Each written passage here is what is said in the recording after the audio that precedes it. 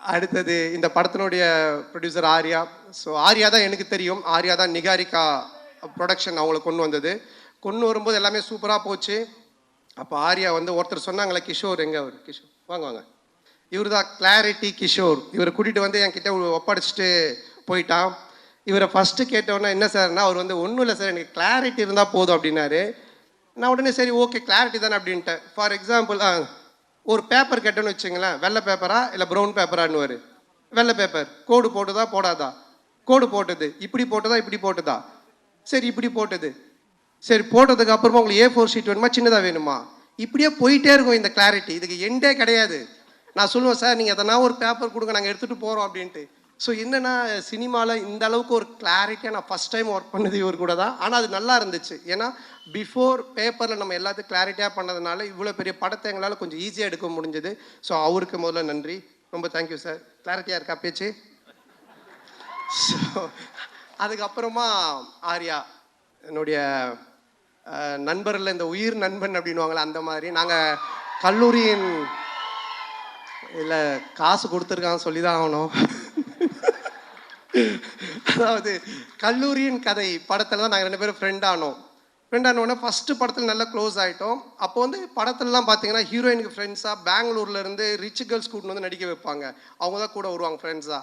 அப்போ எந்த வந்து மன்மதன் ரிலீஸ் ஆகி ஒரு 2 படம் தான் ரிலீஸ் ஆகிருந்துச்சு. பெருசாக எனக்கு தெரியாது வெளியே. ரெண்டாவது அவங்க பெங்களூர்லேருந்து வந்திருக்காங்க. ஆர்யா தான் ஹீரோ. அவன் அறிந்து மரியாமல் நடித்து முடிச்சிருக்கான், ஆனால் ரிலீஸ் ஆகலை. ஸோ நாங்கள்லாம் ஒன்றா தான் உட்காந்து சாப்பிடுவோம். எங்களுக்கு கேரவன் கிடையாது. அப்போது அவங்கெல்லாம் நீங்கள் யாருன்னு என்ன கேட்கும்போது நான் ஆர்யா ஹீரோன்னு தெரியும் இந்த படத்தில். நீங்கள் யாருன்னு ஒன்று ஆர்யாவில் என்னது இவரை யாருன்னு கேட்டிங்களா? இவர் தான் comedy super star, south India comedy super ஸ்டார்ன்ட்டான். ஒன்று அவங்களாம் is a comedy super star south India, yes Telugu Malayalam Tamil all language is a super ஸ்டார்ன்ட்டான். ஒன்று அந்த பொண்ணுங்களாம் ஒரு மாதிரி டவுட்டாக என்னை பார்த்தாங்க. பார்த்தோன்னே டக்குன்னு ஆர்யாவில் வச்சா அவங்க டவுட்டாக பார்க்குறாங்க, டக்குன்னு ஒரு காமெடி பண்ணு அப்படின்னா. டேய் என்னடா சம்மந்தமே இல்லாமல் காமெடி சூப்பர் ஸ்டார்னு இப்போ காமெடி பண்ணுன்ற மச்சா பண்ணு தப்பாயிடும் நீ பண்ணு அப்படின்னா. சரி நானும் எழுந்து அவங்க முன்னாடி சரி பழைய பாட்டுக்கு இப்போ இருக்க ஹீரோஸ்லாம் டான்ஸ் ஆன அப்படின்னா ஆடி காமிச்சிக்கிட்டு இருக்கேன். அவங்க சிரிக்கல, மச்சான் பத்தலை இன்னும் நல்லா பண்ணு அப்படின்னா. இதை தான் நாங்கள் VSOPயில் கூட வச்சுருந்தோம். உடனே கொஞ்ச நேரம் கழிச்சு அவனும் வந்துட்டான் நடிக்கிறதுக்கு. 2 பேரும் சேர்ந்து பயங்கரமாக அவன் ஹீரோயினா நான் ஹீரோவாக நடிச்செல்லாம் ஆடிட்டு இருக்கோம். அவங்களாம் அப்படியே பார்த்துட்டு இருக்காங்க. இதை டைரக்டரும் ப்ரொடியூசரும் பார்த்துட்டாங்க. 2 பேரும் கூப்பிட்டு என்ன சார் ஒரு ஹீரோ ஒரு காமெடியான்னு அந்த பொண்ணுங்க முன்னாடி போய் டான்ஸ் ஆடினு காமெடி பண்ணிட்டு இருக்கீங்க அப்படின்போது இல்லை சார் அவனை வந்து ப்ரூவ் பண்ண நான் சொன்ன மச்சான் என்னை ப்ரூவே பண்ண வேணாம், என்னை விட்டுரு, நான் காமெடினா இல்லாமல் கூட போகிறேன்ட்டு. அதுக்கப்புறமா அந்த காமெடி சூப்பர் ஸ்டார்ன்றது அவன் விடவே இல்லை. சேட்டை படம் அப்போது காமெடி சூப்பர் ஸ்டார்னு டைட்டிலே எனக்கு போட்டுட்டான் படத்தில். நான் லிங்காவில் நடிக்கும்போது ரஜினி சார் கூப்பிட்டு கேட்குறாரு நீங்கள் காமெடி சூப்பர் ஸ்டாரா அப்படின்னு. நான் ஒன்றும் இல்லை சார் ஆர்யா தான் போட்டான்னு. நீங்கள் சொல்லாமலா போட்டிருப்பான் அப்படின்னாரு. சார் சத்தியமாக நான் சொல்ல சார், அதாவது என்னை எந்த லெவலில் மாட்டிக்கிட்டு இருக்கானா. ஸோ எங்களோட ஃப்ரெண்ட்ஷிப் அந்த மாதிரி. ஆனால் இதெல்லாம் ஒன்றுமே இல்லை. இப்போ ஒரு மேட்ரு ஒன்று சொல்ல போகிறோம், அதை கேளுங்க.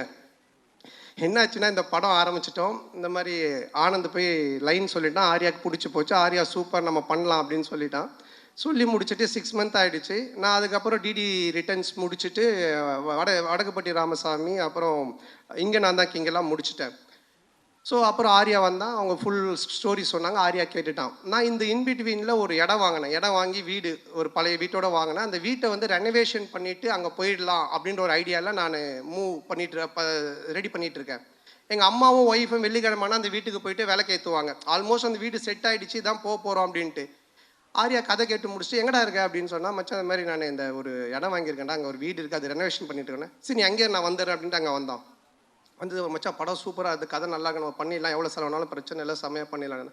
சரி ஓகே இது நான் இதான் மச்சான் வீடு நான் சொன்னேன்னு பார்த்துட்டு இல்லை என்னடா வீடு நல்லாவே இல்லையா மச்சான், அவன் உள்ளெல்லாம் போய் பார்த்துட்டுல மச்சான் இந்த வீட்டை இடிச்சிரு அப்படின்ட்டான். நான் ஒன்றே ஷாக் ஆகி மச்சான் வீட்டெல்லாம் இடிக்க முடியாது மச்சான், நான் வீட்டிலலாம் சொல்லிட்டேன் இது ரெனோவேஷன் பண்ணுறோம், இடித்தா நிறைய செலவாகும், அதுவும் இல்லாமல் ரொம்ப நாள் ஆகும்ல. கம்னு நீ ஏதாவது ஒன்று இப்படி தான் பண்ணுவேன் ஏடா கூடமா, அதுக்கப்புறமா வந்துட்டு இது சரியில்லை அது சரியில்லைன்னு சொல்லிட்டு இருப்பேன் அப்படின்னு சொல்லிட்டு என்ன பண்ணிட்டான்னா வீட்டை இடிக்க சொல்லி உடனே அவங்க ஃப்ரெண்டுக்கு ஃபோன் பண்ணி இது மாதிரி மச்சான் சந்தான வீடு தான் அட்ரஸ் நான் உனக்கு அனுப்புகிறேன், நீ இந்த வீட்டை வந்து இடித்து ஃபுல்லாக டெமாலிஷ் பண்ணுறேன்னு. உடனே அவன் வந்து ஒரு பாய்க்கு ஃபோன் பண்ணால் ஒரு பாய் ஒருத்தர் வந்தார். சண்டே நைட் இது நடக்குது, மண்டே டியூஸ்டே வெட்னஸ்டே தேர்ஸ்டே இடித்து தரமட்டமாக்கி எல்லாத்தையும் வாரின்னு போயிட்டாங்க. வெள்ளிக்கிழமைனா எங்கள் அம்மா ஒய்ஃபும் போய் விளக்கேற்றுவாங்கல்ல, அவங்க வெள்ளிக்கிழமை போயிருக்காங்க. நான் சொல்லலை ஏன்னா திட்டுவாங்க அப்படின்ட்டு.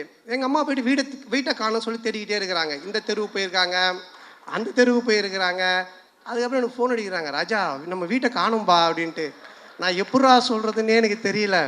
அதுக்கப்புறம் கொஞ்சம் வீட்டுக்கு வரமா நான் சொல்கிற மாட்டேன், வீட்டை காணடாரு. இல்லைம்மா நான் வந்து சொல்கிறேம்மான்ட்டு. அம்மா இல்லைம்மா ஆர்யா வந்தான் அன்னைக்கு பார்த்துட்டு வீட்டை இடிச்சிட்டு புதுசாக காட்டலாம் நல்லா வரும், அவன் சொன்னால் கரெக்டாக இருக்கும்மா அப்படின்னேன். உடனே எங்கள் அம்மா ஷாக்கா, ஏண்டா நீங்கள் 2 பேரும் படத்தில் தானடா அப்படி பண்ணுவீங்க, நிஜ வாழ்க்கையிலமாடா பண்ணுவீங்க, ஒரு வீட்டை இடிச்சிட்டு கிரவுண்டாக வைக்க வச்சிருக்கீங்க. ஸோ இந்த லெவல் நாங்கள் 2 பேரும் ஃப்ரெண்ட்ஷிப்பு. ஆனால் என்னென்னா இதில் ஒரு விஷயம் நான் சொல்கிறது, 2 பேருமே இது வரைக்கும் அந்த கல்லூரியின் கதையிலேருந்து இன்னைக்கு வரைக்கும் பயந்ததே கிடையாது. சினிமாவில் இப்படி பண்ணலாம், அப்படி செய்யலாம், அப்படி செய்யலாம் பயந்ததே கிடையாது. எதுவாக இருந்தாலும் தைரியமாக பண்ணுவோம். ஐயோ அது அப்படி ஆகிடுமோ, ஐயோ இப்படி ஆகிடுமோ, இப்படி பண்ணால் அப்படி ஆகிடுமோ அப்படின்ற பயம் எங்களுக்கு கிடையவே கிடையாது. வாழ்கிற வரைக்கும் ஜாலியாக வாழ்வோம், நல்லபடியாக வாழ்வோம், என்ன வருதோ பார்ப்போம், ஃபேஸ் பண்ணுவோம், அப்படியே போயிட்டே இருப்போம்.